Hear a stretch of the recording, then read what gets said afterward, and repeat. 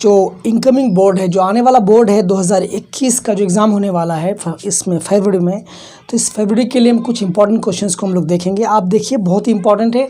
उसके बाद हम लोग बात करते हैं। ओके, तो हम लोग शुरू करते हैं शॉर्ट क्वेश्चन से। शॉर्ट क्वेश्चंस ये इंपॉर्टेंट क्वेश्चंस हैं। हम लोग 5 क्वेश्चंस करेंगे। तो क्वेश्चन नंबर 1 के बारे में हम लोग बात करते हैं। क्वेश्चन 1, पहले हम लोग क्वेश्चंस लिख लेते हैं। क्वेश्चन फर्स्ट है, what happens in AUTUM in autumn. कहता है कि ऑटम में क्या क्या होता है। ऑटम में क्या होता है, हमने जो पोएम पढ़ा है उस पोएम के हिसाब से ऑटम में क्या होता है। हम लोग क्वेश्चन नंबर 2 के बारे में बात करते हैं। हु इज़ नानू काका। हु इज़ नानू काका, बहुत सिंपल सा है। हम लोग क्वेश्चन नंबर 3 के बारे में बात करते हैं। In the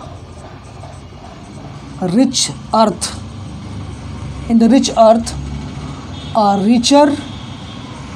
a richer dust concealed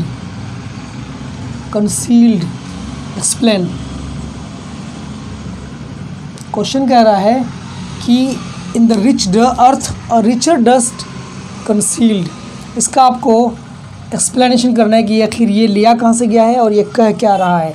ठीक है, हम लोग क्वेश्चन नंबर 4 के बारे में बात कर लेते हैं कि क्वेश्चन नंबर 4 क्या है।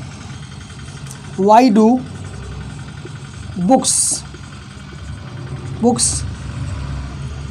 है रियरली क्रिटिसाइज द प्रेस। कहता है कि why do books rarely criticise the press. ठीक है ना, यहाँ पर क्वेश्चन नंबर हो गया 4। हम लोग क्वेश्चन नंबर 5 को ले लेते हैं। What does the poet mean by and when I crumble। ठीक है, तो ये 5 क्वेश्चंस हैं। इस बारी से हम लोग इसको क्या करेंगे, इसको एक्सप्लेन करेंगे, हम लोग इसको लिखेंगे। तो आप शुरू हो जाइए। हम लोग पहले क्वेश्चन नंबर 1 का आंसर लिखते हैं। आंसर नंबर 1, ओके, कह रहा what happens in autumn. Autumn में क्या होता है। In autumn, in AUTUM in autumn, trees are laden with ripen fruits, ये N है। ripen fruits,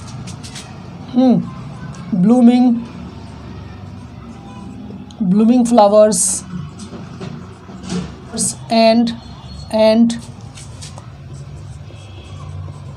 plumpy, PLUMPY, हाँ plumpy, hazel shells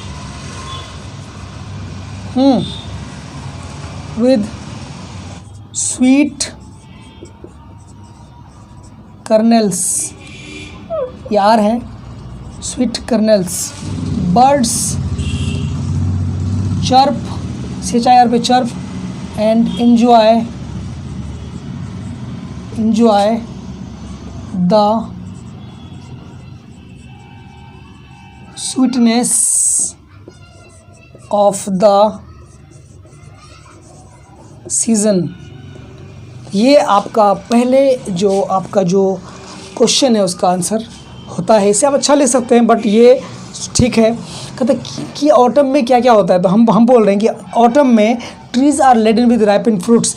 ट्रीज़ जो हैं वो लद जाते हैं, भर जाते हैं, बिल्कुल है ना, लद जाते हैं किसे, पक्के फलों से, है ना, ब्लूमिंग फ्लावर्स और झूमते हुए फूलों से, एंड प्लम्पी हेज़ल शेल्स। और प्लम्पी माने होता है गूदेदार जो शेल्स होते हैं, शेल माने ढक्कन होता है, हेज़ल माने होता है नट, वो जो नट टाइप का होता है, कड़ा कड़ा सा, है ना, विद स्वीट कर्नल्स, और उसके अंदर एक काफ़ी मीठा मीठा जो होता है बिल्कुल कर्नल होता है इस नट के अंदर, हेज़ल के अंदर, है ना, जो खाने में बड़ा मज़ा आता है।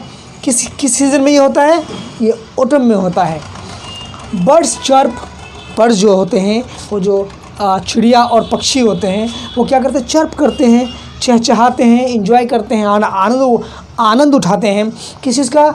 The sweetness of the season, इस सीज़न का, इस मौसम का, इस ऋतु का वो लोग क्या करते हैं? इसकी मिठास को, उसकी स्वीटनेस का वो एंजॉय करते हैं, उसका आनंद उठाते हैं और चहचहाते हैं। कौन? बर्ड्स। तो ये है कहानी पहले वाले किसका? क्वेश्चन का। ठीक है, पहले वाला क्वेश्चन आपका फिनिश हो गया। अब हम लोग आते हैं क्वेश्चन नंबर 2 में। तो हमको इसको रब करना पड़ेगा, ठीक है, हम इसको रब कर देते हैं।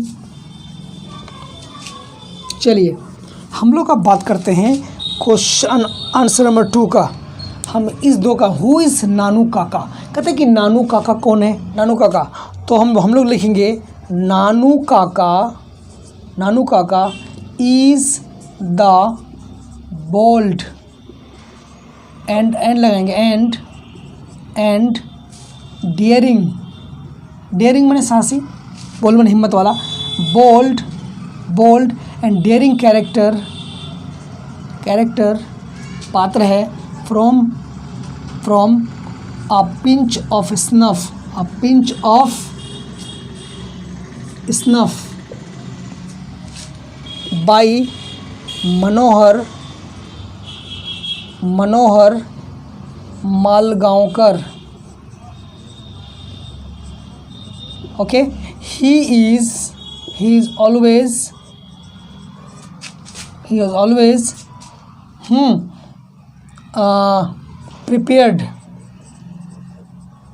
prepared to lie with an extreme extreme presence of mind। Okay, तो Nanu Kaka is the bold and daring character. जो नानू काका है वो काफ़ी बोल्ड, काफ़ी साहसी और काफ़ी हिम्मत वाला कैरेक्टर है, पात्र है। कहाँ से? अ पिंच ऑफ स्नफ से। उसको लिखा किसने है? मनोहर मलगांवकर ने। ही इज़ ऑलवेज प्रिपेयर्ड, वो हमेशा बिल्कुल तत्पर रहता है, तैयार रहता है क्या करने के लिए? टू लाई, झूठ बोलने के लिए, with an extreme presence of mind, और उसका जो प्रेजेंस ऑफ माइंड होता है, हाजिर जवाबी होती है, बहुत अच्छी होती है, बहुत अच्छी तरह से वो झूठ बोल लेता है, आँखों में आँखें डाल करके झूठ बोल लेता है, किसी को पता तक नहीं चलता। चलिए क्वेश्चन नंबर 3 बोल रहा है, in the rich earth a richer dust concealed, explain. कहता है कि ये जो इन द रिच अर्थ, कहता है कि ये जो धनी जो अर्थ है, भूमि है, उसमें और भी एक धनी, उससे भी धनी कुछ डस्ट है, कुछ धूल है जो कि छुपा हुआ है। तो डेफिनेटली ये जो लिया गया था, हम लोग को पता होगा, ये लिया गया था कहाँ से? रूपर्ट ब्रूक का जो हम लोगों ने पढ़ा था द सोल्जर, है ना, वहीं से लिया गया था। तो चलिए हम लोग देखते हैं। दिस एक्सेप्ट मैंने होता है टुकड़ा, ये जो टुकड़ा लिया गया है, this excerpt has been picked from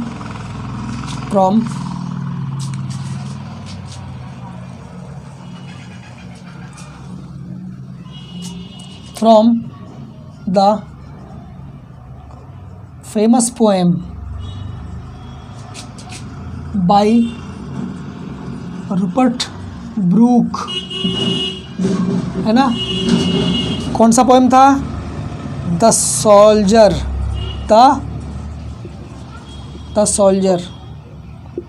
यही वो पोएम था। This excerpt has been picked from the famous poem by Rupert Brooke the soldier. The soldier से ये जो है लिया गया है। इट टेल अबाउट, कौन? ये जो लाइन है, it tells about the mortal remains of the soldiers, SOLDIERS, of the soldiers in the war field after they had attained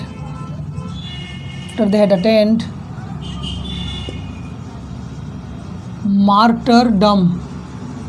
ठीक है, तो कह रहा है कि in the rich earth there a richer dust concealed का मतलब क्या होता है? तो कहते हैं कि ये जो एक शब्द है, ये जो टुकड़ा है वो चुना गया है, लिया गया है, पिक किया गया है कहाँ से?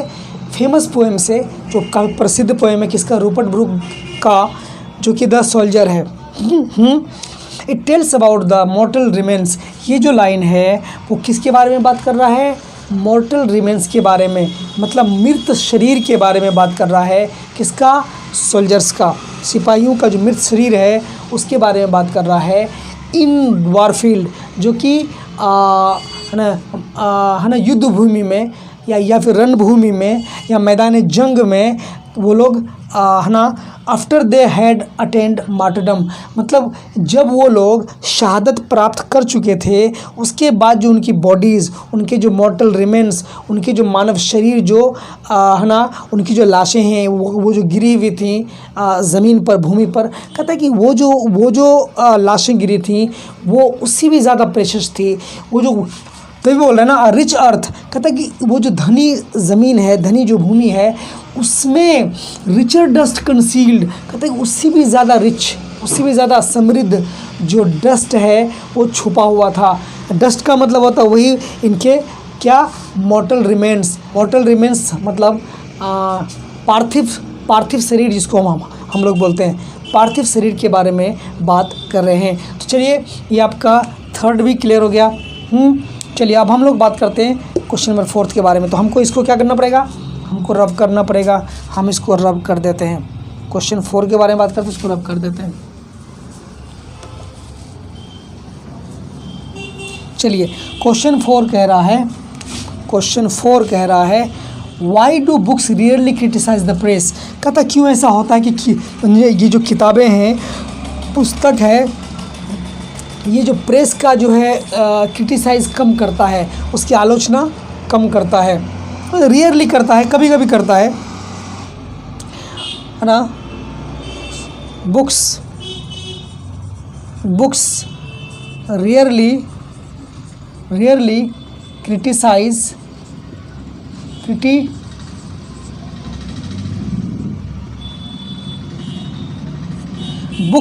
Criticise the press. क्यों? because these either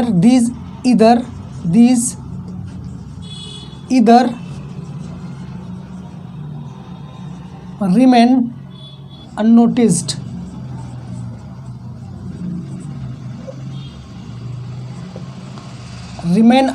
ये एक साथ है, unnoticed और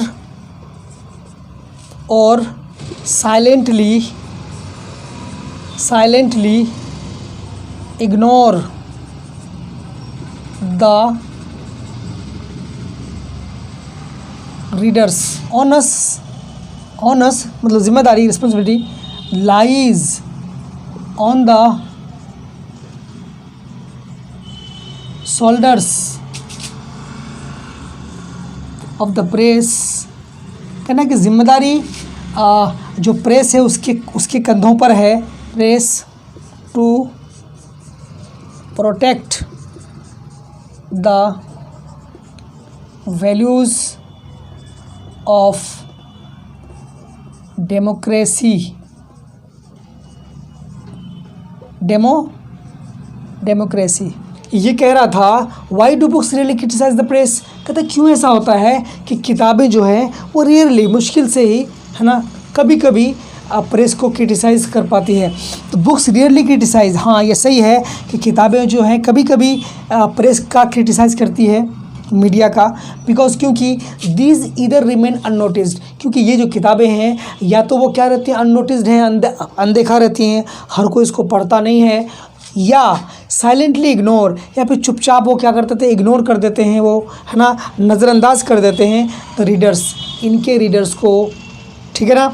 ऑनेस्ट लाइज, ऑनेस्ट में होता है जिम्मेदारी, जिम्मेदारी रहती है किस पर, on the shoulders of the press, press के कंधों पर, मीडिया के कंधों पर, क्या, to protect the values of democracy, कि वो है ना प्रजातंत्र का या लोकतंत्र का क्या उनके जो वैल्यूज़ हैं, है ना, उनको क्या करे, उनके जो मूल्य हैं उनको क्या करे वो, है ना, उनके जो मूल्य हैं उनको क्या करे वो, प्रोटेक्ट करे, मतलब उसकी सुरक्षा करे, उसका संरक्षण दे। ये काम कौन करता है, प्रेस, क्योंकि डेमोक्रेसी में प्रेस को फोर्थ पिलर ऑफ डेमोक्रेसी कहा जाता है।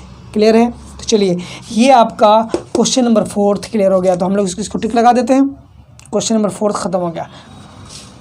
क्लियर है। चलिए जी, अब पांचवा कह रहा है, पांचवा क्या कह रहा है कि what does the poet mean by and when I crumble, कहता है कि पोएट को क्या क्या कहना चाहता है पोएट, व्हेन आई क्रम्बल, और जब मैं क्रम्बल, मतलब क्रम्बल में चकनाचूर हो जाऊँगा, टूट जाऊँगा, मतलब मैं जब मर जाऊँगा, क्या कहना चाहता है। और ये जो एक्सेप्ट है, ये जो भाग है, ये जो टुकड़ा है, वो किस पोएम से लिया गया है। तो चलिए हम लोग देख लेते हैं। देखिए, द पोएट वाल्टर डिलामियर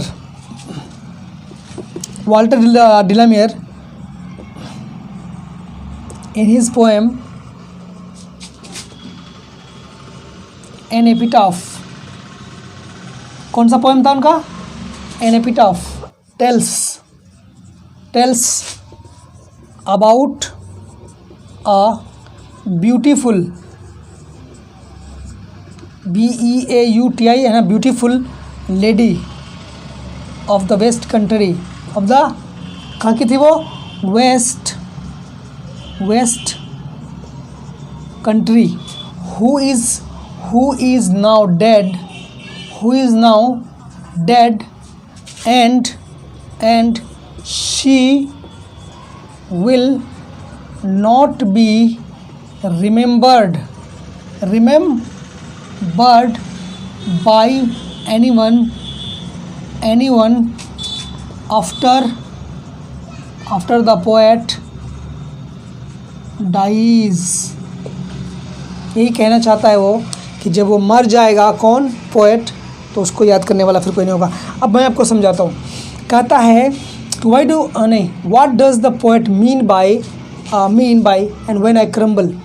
एपिटाफ में कहता है कि ये जो पोएट है वाल्टर डिलामियर, इन इस पोएम, अपने पोएम में, अपने कविता में, जिसका नाम है एन एपिटाफ, हाँ, वो कहते हैं अबाउट अ ब्यूटीफुल लेडी, एक काफ़ी खूबसूरत लेडी के बारे में कहते हैं। क्या कहते हैं, वो लेडी कहाँ की होती है, द वेस्ट कंट्री, वो वेस्ट कंट्री की एक लेडी होती है, हु इज़ नाउ डेड, जो कि अब मर चुकी है। कौन, वो lady, and she will not be remembered, कहता है कि और अब वो, चूँकि वो तो मर चुकी है, ठीक है, और she will not be remembered, है ना, उसको याद नहीं किया जाएगा, बाय एनीवन, किसी के द्वारा।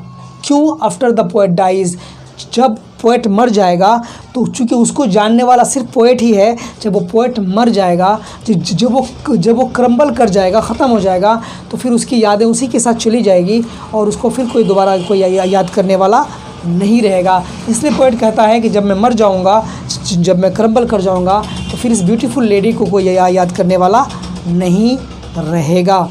तो चलिए यही था क्वेश्चन नंबर 5। 1 2 3 4 5 क्वेश्चन आपके हो गए। आप एक बार देख लीजिए, अच्छे क्वेश्चंस हैं और ये एग्ज़ाम्स के लिए भी इंपॉर्टेंट है। एक नज़र मारने में कोई दिक्कत नहीं है, आप एक बार देख लीजिए, अगर आपको आता है तो अच्छी बात है, और एक बार देख लीजिए। इससे अच्छा आप लिख सकते हैं, बट ये भी मैंने कोशिश किया कि मैं भी इसको सही लिखूँ। तो चलिए, आपको वीडियो कैसा लगा आप हमें कमेंट करके ज़रूर बताइएगा। हम मिलते हैं जल्दी ही दूसरे वीडियो में। Take care.